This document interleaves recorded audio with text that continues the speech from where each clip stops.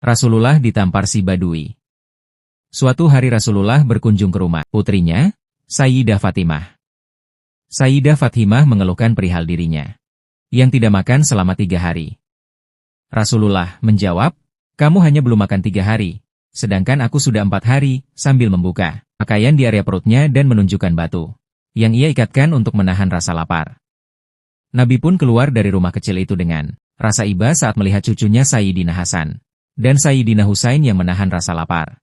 Nabi berjalan hingga berada di sebuah sumur pinggir kota Madinah. Dipandanginya sumur tersebut hingga datanglah orang dari suku Badui ingin mengambil air. Rupanya, sosok dari pedalaman tidak tahu bahwa yang berdiri di dekat sumur tersebut adalah Rasulullah. Nabi berkata, "Apakah engkau butuh jasa sewa?" "Iya," jawab orang Badui tersebut, disusul dengan pertanyaan, "Engkau akan menyewakan apa?" "Jasa untuk mengambil air di sumur ini," kata Nabi. Badui tersebut memberi Nabi timba untuk mengambil air dengan imbalan 3 biji kurma untuk setiap 1 timba. Setelah dapat 1 timba dari sumur beliau siramkan ke pohon-pohon kurma itu, beliau diberi upah 3 biji kurma, dimakanlah oleh beliau. Beliau melanjutkan pekerjaannya, hingga saat mengambil air ke-9, tali penyambung timba terputus. Nabi berdiri sambil melihat timba yang jatuh ke dalam sumur. Badui itu marah besar melihat pekerjaan Nabi yang belum selesai dan harus terhenti karena timba tak bisa lagi dibuat untuk mengambil air. Kemarahan Badui berujung dengan penamparan kepada Nabi, sembari memberikan 24 biji kurma kepada Nabi. Akhirnya Nabi mengambil timba di dalam sumur tersebut dengan tangan mulianya, tanpa alat bantu apapun, dan memberinya kembali kepada si Badui. Tak sedikit pun Nabi beranjak dari tempat berdiri atau marah kepada penyewa jasanya tersebut. Nabi hanya tersenyum dan mengambil upah kurma yang diberikan oleh Badui.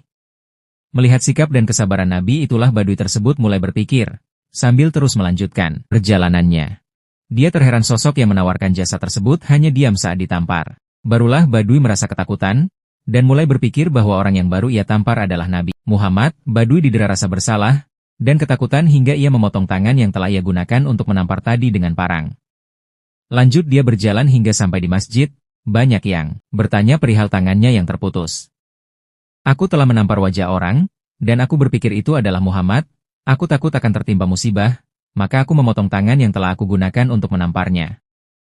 Badui itu terus berjalan sembari membawa potongan tangan kanannya, dan berseru, "Wahai sahabat, di manakah Muhammad saat ini?" teriaknya di pelataran masjid. Salman datang dan mengajaknya ke rumah Sayyidah Fatimah. Di sana Nabi sedang duduk seraya memangku kedua cucunya Hasan dan Husain sambil menyuapi keduanya kurma hasil kerja Rasulullah tadi. Ketika melihat Nabi, wajahnya penuh rasa takut dan penyesalan. "Wahai Muhammad, maafkan aku tak tahu jika yang kerja tadi itu adalah dirimu, Rasulullah."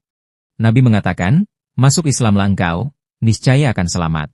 Mengetahui Nabi tak sedikit pun menyimpan rasa marah, si Badui mengajukan permintaan pada Nabi untuk mengembalikan tangannya seperti semula seraya mengatakan, "Jika engkau benar-benar Nabi, kembalikanlah tanganku seperti semula."